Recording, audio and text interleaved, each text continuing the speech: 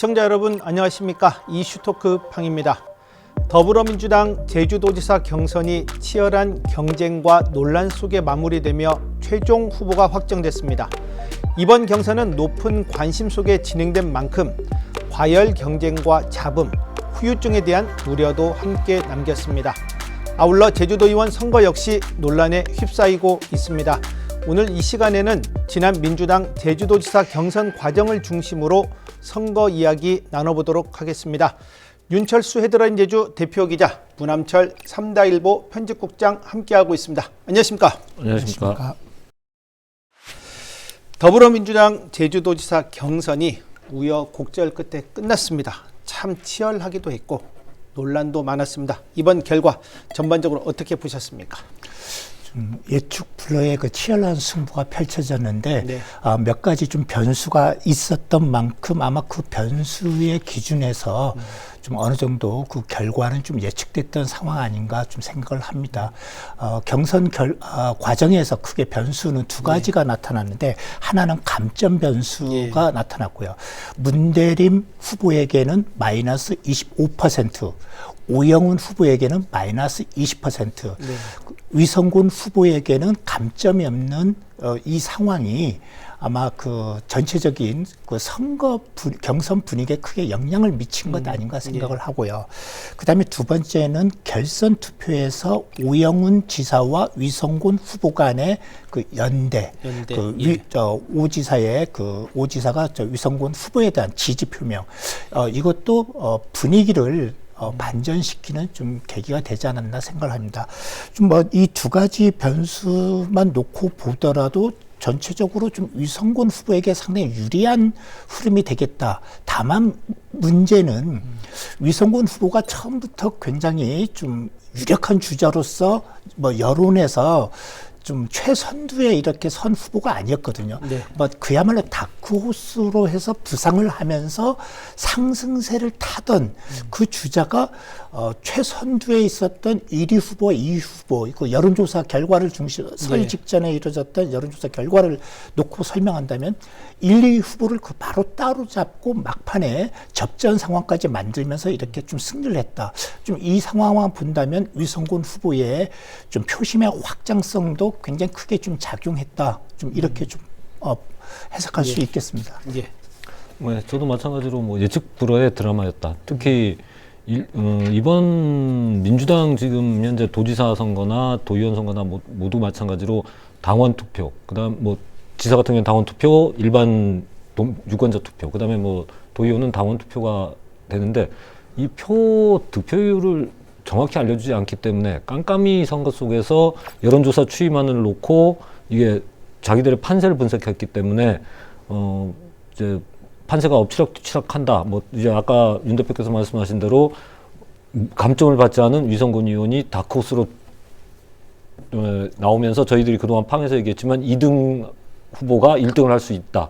이게 잘못 얘기하면 여론이 왜곡될 수도 있는 부분이다라고까지도 나왔던 부분이지만 그 결과를 보여줬다. 라는 점에서는 문대림 후보 입장에서는 참 할 말은 많겠지만 경선이 끝났고 수용을 했기 때문에 이제 무마는 되고 있지만 참 할 말은 많은 이제 경선이었다. 그리고 유권자들 입장에서 봤을 때는 재미있었다.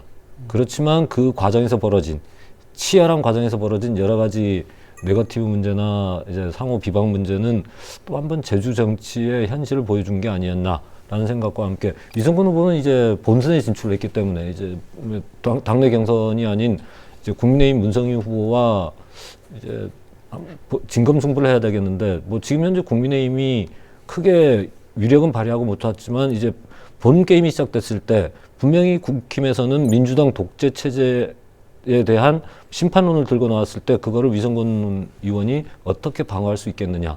그리고 진보당이나 무소속 후보들의 이런 제3지대에서의 공격, 민주당에 대한 공격, 그리고 그동안 경선 과정에서 나타났던 여러 가지 부정적인 사안에 대한 공격을 과연 위성군 후보가 어떻게 막아낼 것인가. 이게 또 이번 이제 앞으로 다가올 본 투표를 앞둔 하나의 또 관점이 될 것 같습니다. 경선의 전체적인 흐름을 본다면 여러 가지 변수도 있었지만 근데 기본적인 베이스는 뭐였냐면 오영훈 도정에 대한 부정적 평가 이게 너무 강했다. 이게 뭐 원래 그 경선 체제로 돌입한 이후부터가 아니라 이미 작년 하반기부터 오영훈 도정에 대한 그 같은 당 민주당 소속 당원들에서 굉장히 좀 비판적 여론이 강하게 이렇게 분출되면서 사실상 이번 경선을 딱 돌입하니까 민선 8기 도정에 대한 뭐 성과적 측면은 전혀 나오지 않고 굉장히 좀 부정적 측면의 공세만 집중적으로 이렇게 하다 보니까 오영훈 지사가 본경선에서 낙마하는 이게 가장 최대 이변이었고 또 이걸 기점으로 해서 어쩌면 그 위성군 의원이 더 강하게 반등할 수 있었던 게 아닌가 이렇게 좀 생각을 합니다. 뭐 좀 후보별로 한 명씩 좀 살펴보겠습니다. 먼저 위성군 의원의 이제 승리의 원동력 어디에 있다고 보십니까? 예, 뭐 저는 뭐 일단 아까 설명한 대로 무감점 이 이점이 가장 크지 않았나 생각하고요. 두 번째는 오영훈 지사가 마지막 결선에서 연대를 표명해 준 점 이게 크게 힘을 받았다. 그럼에도 불구하고 전체적인 흐름에 있어서는 위성군 후보의 나름대로의 그 표의 확장성을 유감없이 보여줬다 이렇게 좀 생각을 합니다. 제가 그 유심히 바라봤던 건 설 직전 여론조사에서 과연 그 위성군 후보는 어느 정도 나올까 이게 좀 관심이 있었거든요. 왜냐하면 위성군 후보는 작년까지만 하더라도 도지사 출마에 대한 확고한 입장이 없었습니다. 맞습니다. 작년 하반기부터 문대림 의원 같은 경우는 도지사 출마 가능성이 상당히 좀 높게 제기됐거든요. 이미 당내에서는 좀 민선 8기 도정에 대한 이 비판적 이 분위기가 문 의원과 좀 연관성이 좀 있겠다. 그리고 올해 1월 되니까 송재호 전 의원과 문대림 의원이 좀 연대해서 포럼을 창설을 하니까 이제는 아주 문대림 의원 좀 주도적으로 이번 선거 경선 분위기가 좀 될 것 같다는 일이 느낌이 됐거든요. 이때까지만 해도 위성군 의원의 좀 존재감은 굉장히 약했는데 설 직전 이루어진 여론조사에서 물론 접전 상황은 아니었습니다만 선두권에 민주당 후보 3명 있는데 여기에 위성군 의원이 3위로 랭크됐습니다만 그 선두권과 거의 근접한 차이로 바짝 추격하는 양상을 보이면서 선두권 대열에 합류한 게 가장 결정적이었지 않나 생각합니다. 만약 이때 여론조사에서 밀려났다면 맞습니다. 좀 힘없는 3위 후보가 됐을 수도 있겠다. 근데 여기서 거의 선두권에 안착했고 그다음 지속적 상승세를 보여줬기 때문에 마지막 좀 동력 얻은 것 아닌가 생각을 합니다. 네. 예, 저는 원동력은 페널티였다. 문대림 후보나 오영훈 후보가 만약 페널티를 안 먹었으면 위성군 후보가 과연 1위를 했었겠느냐. 이거는 뭐 불가능했다라는 건 명약관화한 부분이고, 그렇지만 그런 부분에서 페널티를 받고 거기에서 자기가 가능성이 있다고 했지만 아까 윤 대표께서 말씀하셨지만 초반 여론조사에서는 좀 밑으로 3위로 쳐졌었지만 그래도 꾸준히 노력을 했다라는 점과, 그리고 가장 많이 도와준 거는 역시 다른 후보였다.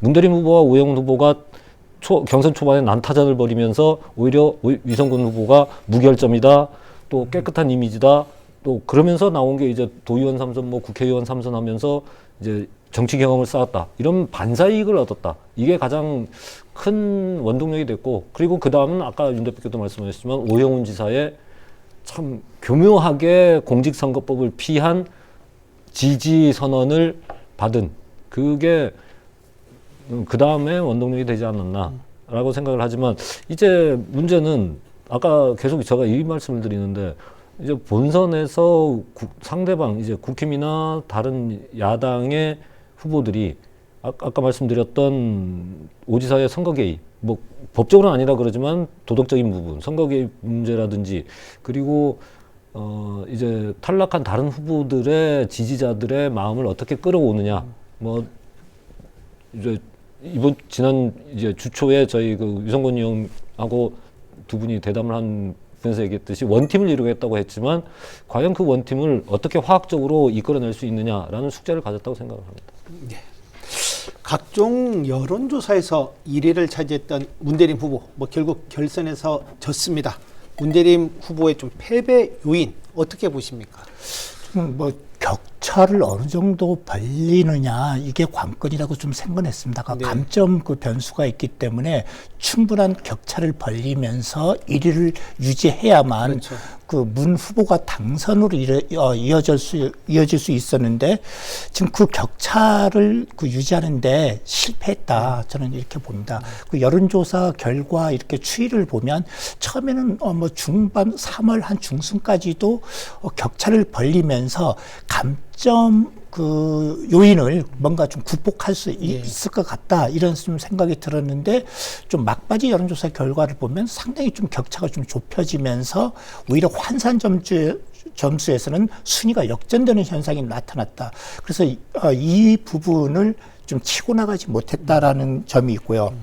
그 다음에 물론 그 5위 연대 그 오영훈 지사와 위성군 후보 간 연대에 대해서 어느 정도 뭐 다 예측이 됐었죠? 예. 가능했었던 것임에도 불구하고 적절히 대응을 못했다. 막판에 이것에 대한 그 비판적 입장을 많이 쏟아내긴 했습니다만 이 정도로는 사실 충분치 못했다. 이것에 대한 좀 사전 전략적 준비가 있어야 되는데 좀 못했고요.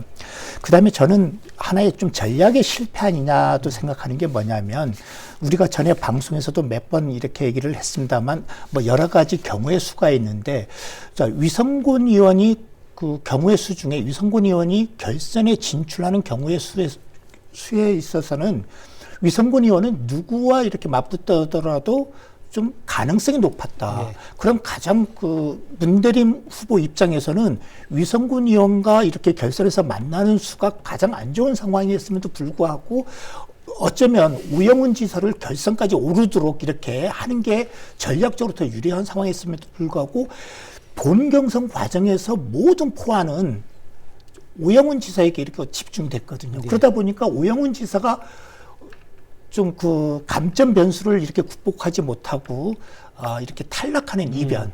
그래서 위성군 의원이 이렇게 결선에 올라왔는데 이 상황이 문 의원 입장에서는 가장 안 좋은 수였음에도 불구하고 왜 본경선에서 그런 전략을 폈을까? 좀 이게 좀 아쉽기도 하고요. 그 다음에 그 본경선과 결선 과정에서의 악재가 이어졌다. 하나는 문자를 익명으로 대량 발송한 한 것도 문제이지만 이것에 대한 처음부터 적절한 해명이 안 되었다. 처음에는 마치 자신과는 약간 거리가 있는 사안인 것처럼 얘기했다가 뒤늦게 직접 본인 휴대폰인 것으로 이렇게 확인되면서 약간 도덕성의 흠집이 갔다. 그 다음에 두 번째는 1인 2투표제가 그 결선 막바지 변수로 이렇게 작용했는데 이것에 대해서도 문대림 후보 측에서는 위성군 의원에게 사퇴도 요구하고 경찰로 하여금 즉각적인 압수수색까지 이렇게 요구를 했거든요. 그 요구를 하는 기자회견이 끝난 것과 동시에 문대림 후보 쪽도 똑같은 그 1인 2투표제 종용한 사실이 이렇게 확인되면서 굉장히 좀 난처한 상황이 됐다. 근데 문제는 뭐냐면 마지막에 이슈가 누구냐. 그러면 1인 2투표제 이슈도 처음에 타격을 입은 건 위성군 후보였는데 마지막은 종착지는 문대림 후보였다. 좀 이게 좀 뭐였고요. 아까 익명 문자 발송도 마찬가지. 처음 시작은 마치 아닌 것처럼 이렇게 했는데 마지막엔 이게 데미지가 문대림 의원 쪽으로 왔다. 이런 부분이 있었습니다. 그래서 결국 이슈가 이슈를 덮는다고 하는데 거의 문대림 의원 쪽은 이렇게 이슈 대응에 있어서도 적극적으로 이렇게 좀 대응하지 못했고 또 선거 전체적인 본선 전략, 본경선 전략에 있어 갖고도 약간 좀 미스가 있었던 것 아니냐 이렇게 좀 생각을 합니다. 네. 저도 같은 의견입니다. 우선은 25% 페널티가 가장 큰 패배의 원인이었고 그런데 그거를 넘어설 수도 있었음에도 불구하고 저희들이 경선이 시작될 초반에 얘기했지만 문 후보가 박스권에 갇혔다. 확장성이 부족하다. 확장성을 넓혀야 된다. 그 고민을 해야 된다라고 했는데 고민을 안 했던 것 같아요. 오히려 그거를 네거티브 프레임을 짜면서 다른 후보들을 공격했는데 그게 결국엔 아까 윤 대표께서 말씀하셨듯이 자기한테로 되돌아오는, 자기도 똑같은 행위를 반복하면서 구태를 반복하고 있음에도 다른 후보들만 지적을 하다가 결국엔 자기가 자기 발목을 잡는 네거티브 프레임에 갇혀버렸다라는 것과, 그러면서 사람들이 문대림 의원을 봤을 때 이번 선거만이 아니라 지난 국회의원 선거 때에 또 네거티브 프레임이 분명히 갇혀져 있는데 그 프레임을 다시 떠올려 버렸다라는 점에서 간표 요인이 나와버렸다. 그리고 가장 큰 거는 저는 토론회에서, TV 토론회. 네, TV 토론회에서 그냥 말씀드리겠습니다. MBC, KBS가 1차 경선 이전에 MBC와 KBS가 각각 토론회를 했는데 거기에서 문대림 후보의 답변 태도가 유권자들에게 큰 실망감을 줬다라고 저는 이제 확인을 했습니다. 여러분들한테 들었는데 이제 그 과정에서 본인은 클린 경선을 하겠다고 얘기를 하면서 다른 후보들의 공세, 부정적인 의미에 대해서 대답도 제대로 못했고, 그리고 특히 정책에 대해서 다른 후보가 이런 정책을 아시냐, 아나 설명해달라고 했을 때 진짜 불성실하게 설명해 주세요. 뭐 이런 부분들이 유권자들한테 큰 실망감을 주면서 오히려 확장성을 더 퇴보시켜 버렸다. 그런데 왜 그러면 그렇게 문제 제기가 됐고 그 캠프에서도 그거를 알고 있다라고 확인을 했는데 그 다음 2차 경선 들어갔을 때 왜 토론회에 또 안 나왔는지, 그게 두려워서 안 나온 건지, 아니면 오히려 뭐 자기가 나왔을 때 네거티브 공격을 받았을 때 자기는 클린 경선을 하니까 상대방을 공격 못하기 때문에 오히려 거부를 했는지 모르겠지만 2차 토론까지도 안 나오면서 사람들이 문 후보는 문제가 있다라는 그런 의식을 갖게 만들어 버렸다. 그런 점이 또 하나의 큰 약점으로 작용을 한 것 같습니다. 네. 우영훈 지사는 현직 2점에도 불구하고 감점의 불리함을 극복하지 못하고 가장 먼저 탈락했습니다. 뭐 다소 의외다라는 좀 반응도 많았었는데 오 지사 결과 어떻게 보셨습니까? 예, 뭐 좀 이변 중에 이변이라고 좀 할 수 있습니다. 최소한 본경선에서는 뭐 1위는 아니더라도 2위로 이렇게 좀 통과는 가능하지 않겠나, 이렇게 좀 예측이 됐습니다. 왜냐하면 그 근거는 권리당원의 확보가 문대림 의원과 우영훈 지사가 거의 뭐 압도적이다. 네. 위성곤 후보는 상대적으로 좀 굉장히 적었다. 네. 그래서 그것만 보더라도 일반 도민 50%, 권리당원 50% 비율로 경선이 치러지기 때문에 설령 여론에서는 뭐 박빙 서로 3명이 뭐 격차가 뭐 크게 나지 않더라도 권리당원에서는 문대림 후보와 오영훈 지사가 좀 앞서지 않겠나. 그럼 여기에서 감점 페널티를 좀 뭔가 할 수 있지 않겠나 생각했는데 결과는 좀 예상 밖이었거든요. 그래서 저는 뭐 이번 그 결과가 그 초래된 가장 그 첫 번째, 그 패인의 첫 번째로 본다면 도정에 대한 부정적 평가가 너무 컸다.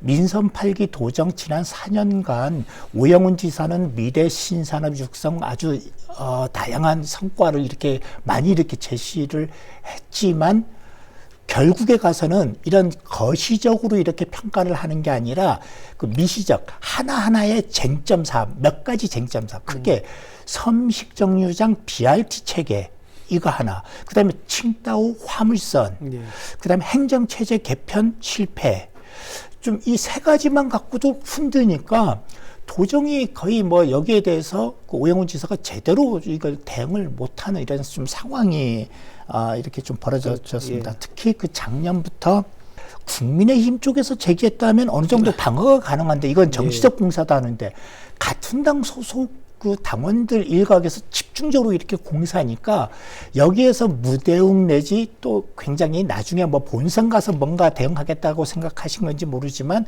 적극적 대응이 이루어지지 않았다. 이게 굉장히 좀 아쉬웠고, 그 다음에 두 번째, 뭐 본인은 억울한 측면이 있겠습니다만 그 현직 광역단체장 하위 20% 평가, 좀 이것에 대해서 어느 정도 준비를 했는지 모르겠습니다만 결국 하위 20%의 범주에 들면서 좀 이것도 하나의 그 패인의 결정적 영향이 됐다.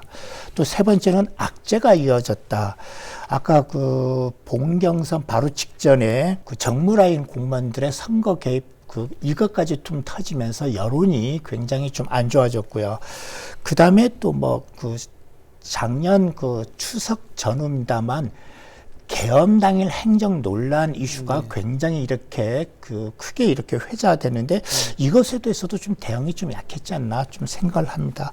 좀 전체적으로 저는 뭐 이런 그 요인들이 복합적으로 좀 작용하면서 오영훈 지지층의 결집력을 흐트러지게 했고 그다음에 좀 조직의 이완이 좀 가속화된 게 아닌가 좀 생각합니다. 예. 네. 저도 뭐 거의 같은 내용입니다만은 우선은 참 하위 20%에 됐지만 그 20%에 포함되지 않은 다른 민주당의 광역 단체장들도 다 떨어진 걸 보면 왜 오지사를 20%를 줬을까? 오지사가 이걸 안 받았으면 이번 경선은 뭐, 틀려졌을 것이다. 라고 하지만 그만큼 오지사는 이 20% 페널티가 진짜 가슴에 사무칠 겁니다. 그런데 저는 더 심각한 문제는 제가 오영훈 지사가 1차에서 탈락을 하고 나서 여러분 이 주변에 물어보니 왜 오지사가 안 된 것 같냐 했더니 전부 다 공통적으로 나온 얘기가 삼식정류장이었다. 삼식정류장 때문에 그 표를 얻을 수 있었겠느냐라고 얘기하듯이 아까 윤 대표께서 말씀하신 미시적 정책에서 실패를 도민들에게 호응을 못 얻었고 도민들의 반감을 사면서 도정평가에서 부정적인 평가를 받으면서 저는 권리당원에서는 오지사가 획득할 수 있을 만큼 획득을 했다고 봅니다. 뭐 거의 비슷하게 얻었을 건데 일반 유권자에서 크게 졌다. 그게 이번에 패인이었다. 그만큼 지사 스스로도 그렇고 지사 옆에 이제 정무 라인 또는 뭐 도청에서 정책 평가에 대해서 제대로 보고 이제 피드백을 못 해준 게 아니냐. 그런 부분에서 그리고 왜냐하면 BRT에 관해서는 오지사가 마지막까지도 이거는 끝까지 하겠다고 이제 주장을 했었거든요. 진짜 표를 자기가 냉정하게 평가를 받았다면 피드백을 받았다면 이거 유보할 수도 있다라고 표를 얻기 위해서라도 그렇게 얘기했을 텐데 이걸 끝까지 밀고 가겠다라고 주장을 했던 거 보면 그만큼 도민의 민심을 잘못 읽었다. 그 부분이 중요한 것 같습니다. 그렇지만 또 지사가 빨리 승복을 하고 또 선거는 어차피 승자의 게임이기 때문에 승자가 된 위성군 의원과 연대를 했고 또 지지를 하면서 앞으로 조력자의 역할을 하겠다. 뭐 자인으로 돌아가지만 조력자의 역할을 하겠다. 그런 위치를 보였다는 건 아직도 그 이후에 오 지사가 어떤 존재감은 한번 입증을 했다라는 부분에서는 앞으로의 오 지사의 또 정치적 행보는 또 한번 지켜봐야 되지 않을까. 그렇게 생각을 합니다. 좀 굉장히 좀 아쉬움으로 좀 많이 남는 부분인데 아까 정책 이슈에 대한 쟁점이 부상했을 때 그럼 오영훈 지사는 평소에 도정 질문할 때 답변할 때 예를 들어서 정류장에서 그런 식으로 만약에 이렇게 공세를 받았다면 뭔가 좀 강력하게 이렇게 대응을 했거든요. 뭔가 좀 확실한 메시지를 던졌고. 근데 이번 선거전에서는 도정도 그렇고 오지사도 그렇고 오지사 캠프도 그렇고 좀 빠른 대응이 좀 없었어요. 예를 들어서 삼식정류장을 해서 폐지하겠다고 한다면 그럼 뭐 대중교통을 포기하겠다는 거냐. 바로 좀 또 다른 그 프레임 전략으로 이렇게 좀 나갔어야 되는데 그럼 삼식정류장을 폐지하겠다는 이 주장은 자가용 운전자 중심의 논리다. 우리는 대중교통이다. 버스 이용자를 더 늘리겠다 하면서 또 다른 프레임을 이렇게 갖고 이렇게 이슈를 덮을 수도 있었거든요. 근데 이런 맞대응도조차도 거의 하지 않았다. 이게 굉장히 아쉬웠고요. 그다음에 칭다오에 대해서도 이게 뭐 한두 번 도정 질문에서 나왔던 게 아니거든요. 이때마저도 뭔가 당위성에 대해서 굉장히 잘 어필을 했거든요. 근데 캠프 차원에서 이거에 대한 지속적, 집중적 논평, 성명, 이것도 좀 굉장히 좀 많이 좀 사실 좀 부족했다. 좀 이런 점들도 굉장히 좀 아쉽게 이렇게 좀 다가온 대목 아닌가 생각합니다. 초반에 정무직 공무원들의 개입 의혹 등이 나오면서 갑자기 위축이 됐다라고도 보이지만 그거는 그런 조직의 문제고 말씀하신 대로 정책의 문제에 대해서는 자기들이 갖고 있거든요. 특히 데이터나 이런 부분에서는 오히려 다른 후보보다 더 가질 수 있고 비전을 보여줄 수 있기 때문에 강력하게 이제 방어도 하고 공격을 했어야 되는데 전혀 그런 대응이 없었다라는 데는 저는 심각하게 동의를 합니다. 좀 오영훈 지사가 선거판에 이제 늦게 나온 건 아닌지 사실은 이제 4.3 추념식 끝나고 바로 그렇죠. 이제 선거전이다 보니까 그 준비할 시간 사실 그 지사가 그 선거 캠프에 있느냐 없느냐가 되게 큰데 그러다 보니 대응하는 데 좀 늦지 않았나. 거의 3일 정도밖에 없었죠. 선거운동할 시간이. 맞습니다. 자, 오영훈 지사는 민선 8기 들어서 이제 새로운 여러 정책을 추진했습니다만 앞으로 큰 수정이 불가피할 것으로 보입니다. 이렇게 되면 사실 공직 사회에서도 좀 혼란이 좀 적지 않을 것으로 보이는데 이 부분은 또 어떻게 보십니까? 네, 뭐 여러 가지 쟁점이 있었습니다만 일단 뭐 제2공항 문제는 각 후보마다 지금 정확히 방법론적으로는 제시는 안 했거든요. 맞습니다. 뭐 공론조사 플러스 주민투표로 해서 일단 이거는 수용하겠다라고 했는데 그럼 구체적으로 환경영향 평가 절차를 중지시키고 저 주민투표 먼저 이렇게 할 것인지 이 구체적인 방법론에 대해서는 아직 제시는 안 해주고 있어요. 그래서 아마 선거 끝나면 이렇게 하는데 저는 제가 볼 때는 거의 오영훈 지사가 제시했던 그 로드맵 수준에서 약간 살짝 하지 않을까 생각합니다. 특히 주민투표 같은 경우에는 먼저 일단 정부에 이건 쉽게 먼저 의향을 물어볼 수 있거든요. 현역 국회의원이기 때문에 뭐 바로 정부에 물어보고 또 도지사도 정부에 바로 물어보고 해서 주민투표가 가능한지 그럼 법리적으로도 이게 가능한지 가능하다면 이게 좀 정부가 좀 수용할 타진 의향이 있는지 빨리 확인하고 이 문제부터 매듭져야 도민들 혼란도 덜 할 건데 지금 도민사회에서는 그럼 이번 선거 끝나면 주민투표 만약 민주당이 승리하면 주민투표를 이제는 다시 실시하는 것인가 이렇게 좀 다시 혼란이 좀 되거든요. 그래서 이 부분에 대해서는 정확하게 도민 자기 결정권 행사 방법 또 지금 현재 진행되고 있는 환경영향 평가 이 절차 이걸 중지시키고 할 것인지 아니면 이거는 어느 정도 결과 나오게 하고 그 결과를 토대로 해서 오 지사가 말한 대로 뭐 초안을 갖고 다시 이제 갈등 조정 협의회를 하면서 이걸 갖고 공론 논의를 할 것인지 이것에 대한 정리가 좀 필요할 것으로 보고요. 그다음에 두 번째 제가 좀 많이 이게 앞으로 좀 제주도에서 가장 심각한 문제가 될 거다. 섬식정류장 문제. 이거 그런 폐지라는 의미가 철거를 말하는 것인지 아니면 좀 BRT 체계를 약간 개선하는 수준으로 이렇게 가겠다라는 것인지 모르겠지만 지금 나오는 키워드는 전면 재검토 또는 폐지로 이렇게 나가고 있거든요. 민주당의 지금 그 입장이 그렇게 나가고 있기 때문에 그럼 선거 끝나면 이것도 하나의 이 BRT 체계가 국가에서가 이거 좀 굉장히 괜찮다. 대중교통 혁신 정책이다 해서 국비까지 지원해 주는 사업이거든요. 그럼 지금까지 그럼 투입된 국비는 이거 다 뭐 반납할 것인지 이거 아니면 계획을 전면 뭐 할 것인지 이거는 저도 좀 감 잡기가 굉장히 힘듭니다. 그래서 앞으로 본선 과정에서 아마 각 후보별 아마 정책 캠프에서 아마 BRT에 대한 이제는 그동안은 경선 단계에서는 후보자 개인의 생각 중심으로 발표했다면 앞으로는 좀 뭔가 당 차원의 정책이 뭔가 나와야 되지 않을까 좀 생각하고요.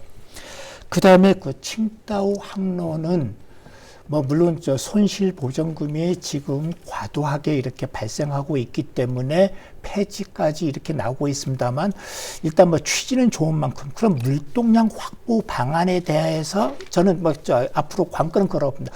물동량을 확보할 수 있는 방법이 생겼다 하면 아마 칭다오 항로가 좀 어떻게 부분적으로 유지는 될 수도 있고 아무리 생각해도 물동량 확보 방법이 없다 하면 아마 폐지 수순으로 갈 가능성이 크지 않을까 생각을 합니다. 근데 이게 3년 계약된 거여서 네. 폐지가 이제 말처럼 폐지한다고 해서 금방 끝날 문제가 아니고 이거는 아직도 이제 또 법적인 문제가 또 불거질 수 있는 문제입니다. 이게 진짜 또 하나의 늪이 될 수도 있는 문제이고 그런데 모르겠습니다. 지금 국힘이나 이쪽 진보당 쪽에서는 얘기를 안 하지만 위성근 후보는 이 항로의 필요성에 대해서는 인정을 하는 듯한 말을 하기 때문에 이거는 조금 고민을 할 것 같은데 저는 아까 말씀드리고 싶은 게 그동안 지금 경선 과정에서는 얘기하는데 제주형 기초자치단체 도입이 뭐 오지사도 시기의 문제에서 2026년이 어렵다라고 시인은 했지만 이제는 그 추진 주체 자체가 사라져버렸기 때문에 여기에 들어간 이걸 어떻게 할 것이냐. 참 이게 저는 또 하나의 또 최대 논란이 발생할 것이다. 그러니까 뭐 지금 후보들은 안 했으니 그거는 덮어버릴 수도 있지만 여기 들어간 비용 그리고 그동안의 갈등 여러 가지를 생각한다면 매몰 비용을 고려한다면 매몰 비용으로 처리해 볼 것이냐 아니면 진짜 제주도의 풀뿌리 민주주의를 위해서 한번 고민해 볼 것이냐. 이게 이제 하나의 후보들이 본인들의 입장을 좀 보여야 될 부분이다라고 말씀드리고 싶고 BRT 문제는 제가 이제 시청 근처에 살기 때문에 진짜 이게 고쳐질 때마다 힘듭니다. 그래서 저는 차라리 이걸 주민투표해라 라는 농담을 할 정도로 참 이게 민감한 문제가 됐고 시민들에게 진짜 가장 그렇죠. 시급한 문제가 돼 있기 때문에 이 부분에 대해서도 아까 윤 대표께서 말씀하셨듯이 국비가 들어오는 부분이기 때문에 이 부분에 대해서도 후보들이 지금까지는 좀 거칠게 얘기를 했겠지만 한번 이 정책에 대해서는 한 번 더 어떠한 구체적인 대안을 마련해 줬으면 좋겠다라는 제언을 드리고 싶습니다. 후보들에게. 이제 본선입니다. 제주도지사 선거는 뭐 더불어민주당, 뭐 국민의힘, 진보당 그리고 이제 무소속까지 나온다면 뭐 4파전 양상을 띠게 될 것으로 보이는데 앞으로 판세, 변수 어떻게 보십니까? 일단 뭐 지금까지 나타난 그 여론조사의 그 흐름을 보면 더불어민주당 어느 후보가 되더라도 전부 우세할 것이다라는 이런 그 결과가 이렇게 나온 바가 있는데 아마 이번에 그 더불어민주당 후보 경선이 끝나면서 컨벤션 효과까지 더해지면서 아마 그 상승 흐름은 계속 유지될 걸 봅니다. 그래서 현재 시점에서 판세만 본다면 뭐 더불어민주당이 좀 약간 유리한 거는 사실이고요. 네. 앞으로 그럼 더불어민주당 그 여당 입장에서는 대형 악재, 대형 실수만 없으면 된다. 아마 이런 생각으로 아마 선거 전략에 임하지 않을까 이렇게 좀 생각하고요. 좀 약간 긴장감은 전보다는 훨씬 좀 약해지겠죠. 반대로 이 야당, 국민의힘을 비롯한 야당 후보들 입장에서는 뭔가 역전의 발판이 필요하다. 좀 그럽니다. 그래서 좀 대형 이슈가 필요하고요. 대형 변수가 좀 뭔가 좀 발생을 해야 되는데 이걸 절로 나타나길 바랄 것이냐 아니면 만들 것이냐. 좀 이게 중요한 부분인데 아마 앞으로 그 국민의힘 후보 입장에서는 단지 뭐 정책 대결로 가겠다. 정책으로는 제가 볼 때는 좀 이렇게 좀 차별성을 보이기가 굉장히 힘들고요. 뭔가 좀 선거에 대형 이슈가 좀 필요하다. 그래서 그 이슈나 그 변수를 만드느냐 못 만드느냐에 따라서 선거가 좀 이대로 지금 흐름으로 그대로 마지막까지 갈 수도 있고 아니면 막판에 한번 요동칠 가능성도 있다 이렇게 봅니다. 예. 정치라는 게 변수가 항상 도사리고 있는 거니까요. 정치는 생물입니다. 그렇지만 저희들이 민주당 경선을 시작할 때 얘기했듯이 민주당 경선이 본선이다라고 했듯이 지금 현재 판세로서는 민주당 후보가 우세한 거는 어느 누구도 부정할 수 없다고 생각을 합니다. 근데 아까 윤 대표께서 말씀하셨듯이 이제 선거가 40여일 정도 남았는데 여기에서 어떤 이슈가 나올 것이냐. 근데 이슈는 만들어낼 수 있다고 봅니다. 우선 가장 지금 이슈가 될 수 있는 게 이게 국민의힘 편을 드는 것 같은 얘기지만 얘기하겠습니다. 문정인 후보가 내세우는 게 경제 전문가입니다. 근데 지금 민생 경제가 되게 어렵거든요. 아무리 민생 지원금을 준다 그래도 지금 현재 상황에서 민생 경제가 어려웠을 때 경제 전문가로서의 어떠한 이슈를 만들어낼 수 있다면 판은 흔들릴 수 있다. 그리고 뭐 선거에서 약자들이 하나 또 갖고 있는 게 네거티브 전략인데 그거를 자기가 만들어내는 게 아니라 벌써 만들어져 있거든요. 민주당은 1인 2 투표 뭐 또 이제 유령당원 문제도 이제 얘기를 하겠지만 유령당원 문제 이런 부분에 대해서 민주당의 도덕적인 부분을 공격을 하고 또 어떤 그런 부분들을 부각시킨다면 국힘에서 그리고 이제 다른 초대형 이슈들이 생길 수 있기 때문에 아까 앵커께서 말씀하셨듯이 정치는 뭐 매일 변하는 거기 때문에 이런 부분에서는 유승균 후보가 안심할 단계는 아니다. 그리고 유승균 후보의 당원과 일반 도민과의 표심은 엄격히 틀리기 때문에 과연 일반 도민에게 얼마나 인지도가 있는지 이 부분들을 고려한다면 그렇게 쉬운 본선은 아닐 것이다. 그리고 진보당 김명호 후보가 계속 선명성을 내세우고 있기 때문에 그 공격이 이제 집중된다면 민주당이 집중이 된다면 유승균 후보도 많은 준비를 해야 되지 않을까. 그렇게 낙관해서는 힘들 것이다 라는 말씀을 드리고 싶습니다. 큰 흐름을 바꾸려면 큰 게 필요합니다. 큰 작은 게 아니라 큰 게 필요한데 제가 그 역대 그 선거들 이렇게 보면 영향 미치는 유권자들은 무엇을 중심으로 선거를 하는가, 우리가 여론조사 할 때마다 계속 하지 않습니까? 후보자 능력을 보겠다, 도덕성을 보겠다, 청렴성을 보겠다, 정책, 공약, 뭐 여러 가지 이렇게 요인을 하는데, 보통 총선에서는 정당 요인이 굉장히 크다 하거든요. 이 사람이 어느 정당 소속이냐. 그래서 정당을 보고 투표를 하는 게 굉장히 많이 반영됩니다. 이게 전국적 추세입니다. 그래서 뭐 지역별로 보면 어느 지역 보면 굉장히 특정 정당이 거의 뭐 몰표를 먹다시피 하는 그런 현상이 나타나는데, 보통 총선에서는 그렇게는 많이 나타납니다.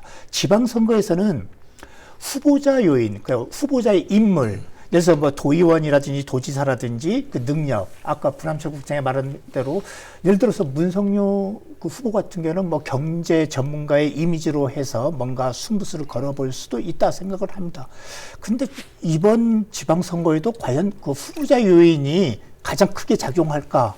제가 볼 때는 총선과 같이 정당 요인이 크게 작용할 것 같다. 왜냐하면 계엄 사태 이후에 맞는 이 지방선거인데, 이미 전직 대통령이 구속됐고 내란 우두머리 혐의로 해서 1심에서 이미 그 유죄가 확정된 이 상황에서, 그리고 그 다음에 국민의힘이 좀 당 지도부 체제가 굳건하게 해서 선거 대응을 하는 게 아니라 지금 굉장히 내분이 굉장히 심한 상황이잖아요.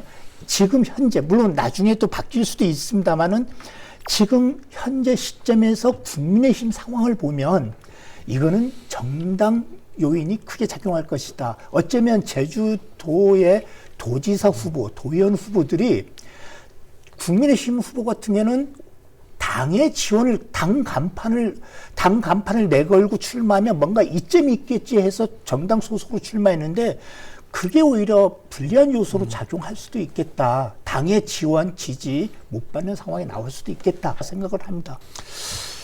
더불어민주당 후보로 결정된 이제 위성건 후보가 이제 오는 29일 이제 국회의원직 사직서를 이제 제출하기로 했습니다. 이에 따라서 오는 6월 지방선거에서는 서귀포 지역 국회의원도 선거도 함께 이제 치러지게 됐습니다. 시간이 없기 때문에 전략 공천이 이루어지겠죠. 어떻게 보십니까?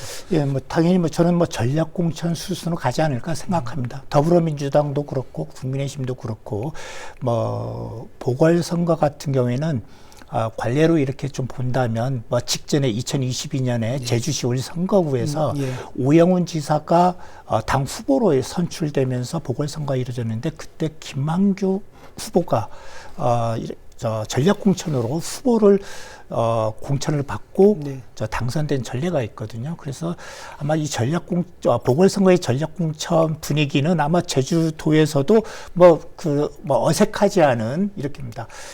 본 총선이다 하면은 후보자 공모하고 경선까지도 하자 이런 얘기가 나왔을 겁니다만, 지금은 아마 당에서도 제주도 당에서도 경선을 이렇게 요구하는 이런 분위기는 전혀 없는 것 같습니다. 그래서 다만 이번에 만약 전략 공천으로 간다면 그 지역 인사에서 이렇게 그 후보를 이렇게 물색할까, 아니면 중앙 무대에서 활동하시는 분들 중에서 차출할까, 이게 하나의 관전 포인트입니다. 아마 민주당 같은 경우에서는 제가 볼 때는 지역 활동 인사 중에서 이렇게 낙점하기보다는 아마 중앙 무대에서 활동하시는 분들 중에 전략 공천할 가능성이 높지 않을까 생각이 들고요. 반면에 국민의힘 같은 경우에는 역시 보궐선거도, 도의원 선거도 그렇습니다. 보궐선거도 역시 좀 마땅히 내놓을 카드가 있을까. 그래서 결국은 지역 인사 쪽에서도 물색할 가능성이 좀 높지 않은가 생각을 합니다. 근데 민주당은 이제 위성건 후보가 현역 의원이었기 때문에 지금 보궐을 치르게 되는데, 이걸 날려버릴 수는 없거든요. 이걸 사수해야 된다는 이제 또 하나의 중심축이 생겨버렸고, 국힘은 이거를 뺏어야겠다라는 또 하나의 이제 선거 전략을 세울 거기 때문에, 이제는 보궐선거가 도지사 선거의 상수가 돼버렸습니다. 어떤 인물을 거기다 갖다 놓느냐에 따라서 도지사 후보의 지지도까지도 영향을 줄 수 있는 이런 판국이 됐기 때문에, 말씀대로 민주당은 중앙당에서 전략 공천을 표명을 했기 때문에 뭐 전략공천을 할 거고, 국힘도 지금 고기철 도당위원장이 등판하겠다고 이제 장담을 하고 있지만 중앙당에서 이거는 그냥 놔두고 보지는 않을 거거든요. 여기는 예. 반드시 뺏어야겠다는 생각을 한다면, 진짜 중량감 있는 사람을 여기다 전략공천을 한다면 오히려 서귀포 국회의원 선거가 진짜 재밌는 선거가 되지 않을까, 그렇게 생각을 하고 있습니다. 뭐 중요한 건 저는 국민의힘 문성유 후보의 입장이라고 보는데, 예. 문성유 후보가 먼저 그 선제적으로 서귀포에 좀 중량감 있는 선거판을 흔들 수 있는 중량감 후보를 공천해달라고 요구를 먼저 선제적으로 좀 요구를 하느냐 안 하느냐 이게 저는 좀 하지 않을까요? 예, 저는 해야 된다고 네. 봅니다. 제가 만약 문성유 후보라면 당연히 해야죠. 그렇죠. 지금 안 그래도 굉장히 열세에 있는데 이 상황을 뭔가 좀 극복하기 위해서는 서귀포 선거판이라도 좀 뭔가 좀 국민의힘이 좀 살아나게끔 하면서 자신도 약간 거기에서 좀 뭔가 탄력을 좀 받을 수 있는 그런 후보 공천, 아마 이걸 요구해야 된다고 보는데, 글쎄입니다. 지금까지 보여준 문성유 후보의 입장, 그리고 국민의힘 분위기 볼 때는 아마 별다른 요구를 하지 않고 아마 국민의힘에서 낙점 수순으로 갈 가능성도 있지 않을까 생각을 합니다. 제주도 의원 선거 이야기 좀 나눠보겠습니다. 뭐 지지율이 높고 뭐 사람이 몰리고 뭐 경쟁이 치열하다 보면 뭐 여러 잡음이 있기 마련입니다만, 이번에 유독 심한 것 같습니다. 더불어민주당이 이제 경선 과정을 놓고 후폭풍이 만만치 않은데, 이 부분 어떻게 보고 있는지, 특히 지금 유령 당원 의혹이 커지고 있습니다. 어떻게 보고 있습니까? 예, 지금 현재 그 32개 선거구 중에 82명이 등록했는데, 그 중에 민주당 소속 그 후보가 52명이나 됩니다. 뭐 퍼센테이지로는 63%에 이르고요. 이렇게 많은 수가 이렇게 몰린 거는 이번 선거는 좀 그래도 좀 민주당으로 이렇게 공천받으면 좀 유력한 후보로 이렇게 부상하고 당선 가능성이 높지 않겠나, 이런 기대감에서 민주당으로 이렇게 쏠림 현상이 더욱 심화되는 것 같습니다. 선거 전에 이렇게 돌입하니까 좀 안타까운 게, 후보 경선 과정에서 저는 두 가지 문제를 들고 싶은데, 하나는 그 유령당원 문제를 봅니다.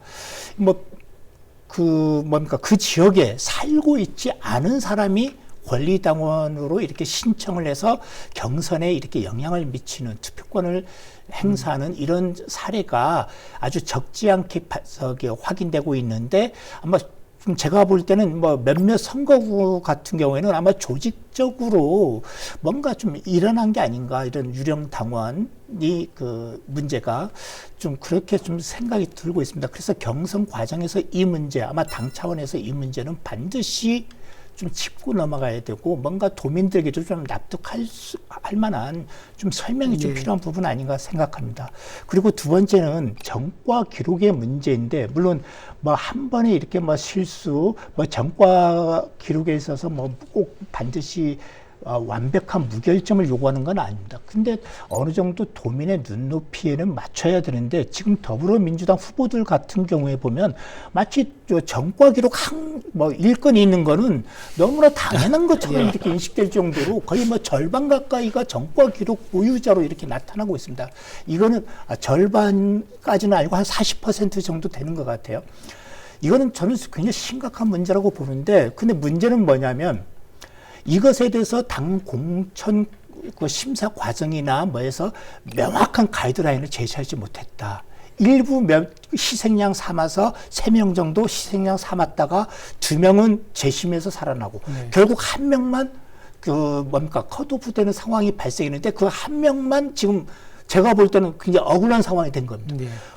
자신보다도 더한 좀 죄질이 더 나쁜 사람도 있는 것 같은데, 그분들은 다 뭐 경선 후보자로 되거나 단수 후보로 해서 이렇게 공천 수순을 밟고 있는데, 이것에 대해서 정리를 못 해주고 있다. 나중에 뭐 후보가 확정되면 각 후보별 전과 기록이 아마 다시 한번 언론 보도를 통해서 이렇게 상세히 나갈 거로 생각합니다만, 지금 이 부분에 대해서 당 차원 대응이 좀 뭔가 좀 잘못하고 있지 않나, 이렇게 좀 생각을 합니다.